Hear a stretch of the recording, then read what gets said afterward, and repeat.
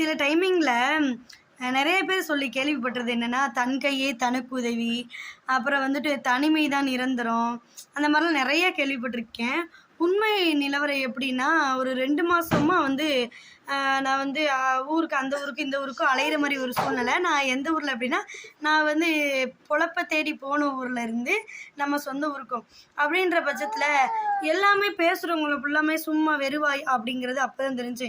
நம்மளுடைய விஷயத்த எவ்வளோ பெரிய விஷயமா இருந்தாலும், சிறிய விஷயமா இருந்தாலும், அதை நம்ம முன்னின்று நம்ம செஞ்சால் மட்டும்தான் அது வந்து கரெக்டாக இருக்குது.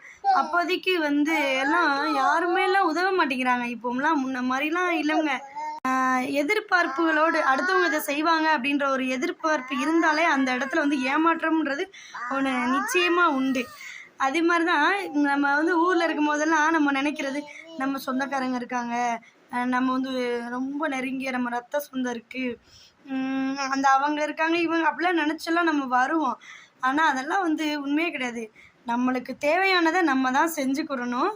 அது நம்ம 10 வருஷம் பழகின நட்பாக இருந்தாலும் சரி, நம்ம கூடயே வந்து ட்ராவல் பண்ணி வர நம்ம சொந்த பந்தம், நம்மளோட ரத்த சொந்தம் யாராக இருந்தாலும் சரி, உங்களுக்குள்ள வேலைகளை நீங்கள் தான் செய்யணும். ஓகேங்களா?